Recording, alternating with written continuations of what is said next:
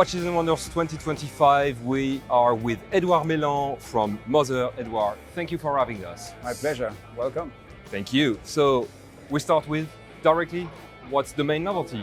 I see a lot of watches there. Oh, there's always many novelties, but Yes. yeah, there's quite a bunch of watches out there. Punchy, right? Punchy and poppy. Yeah.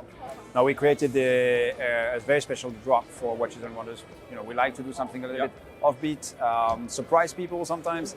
And this year it's all about pop art. So we created the pop collection. It's been a year in the making, trying to find the right stones, combine stones to bring those colors together. So really vivid colors on dials, combining pink and green, using opal and jade, or orange and turquoise, using coral and turquoise stones. That beautiful combination that all together, 18 different models, makes it a very special pop art collection. Easy in terms of logistics? A nightmare. But hey, it's an industry. If you don't do it in our industry, then who's going to do it? So you're very much focused on dials recently, like dial making, the different... Well, we focus on everything at Moser. You know, we have 20 calibers in the last 20 years. So, and then we have 2 more coming out this year. So a lot of movement development. We're working 200 years in 3 years for Moser, so we're going to be working on very complex movement. We're constantly working on movement, but obviously dials is what you see of the watch at first, so don't forget the dials, don't forget the straps. You can see we're working on new straps, we have the ostrich, we have new rubbers. So no, I wouldn't say we focus on the dials, but we probably have the most beautiful dials, yes. And I'm very objective. Yeah, I know, of course. You were talking about the future, and I think there's something about Moser that is cooking.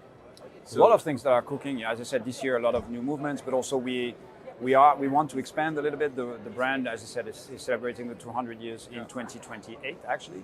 So we're working on a new building, a new manufacturer for end of 2027, so we can move in December 2027 in a beautiful place on the waterfalls in Schaffhausen. That's where we're based. So looking forward, we're going to double the size, so more space for our people, more space for the guests, because we have a lot of people coming all the way to Schaffhausen to discover Moser, and a little bit more space to make a little bit more watches. Good. It's been 1 year now, Alpine. So what have you learned from that? Is it good? What does it bring to Moser?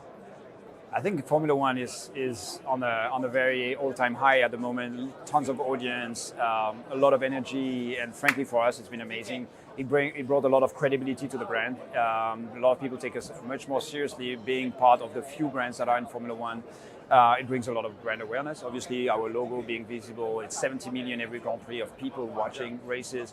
We brought 500 people to F1 experiences, being races, we had people driving Formula One, we had people driving on ice, going to Enstone to visit the Alpine manufacturer. So a lot of amazing experiences, and it helps us also develop new products. We developed last year the cylindrical tourbillon.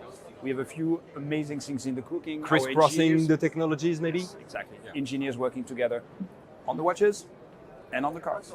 Wow. So for our team, it's also super exciting because we used to work on watches, but looking at a different product and how we could bring performance is something that is very exciting for my team. Okay, so there's a lot coming. I think this year, Alpine collaboration will be a big surprise to a lot of people. Okay, so I think we're going to talk again in a few months. Not now.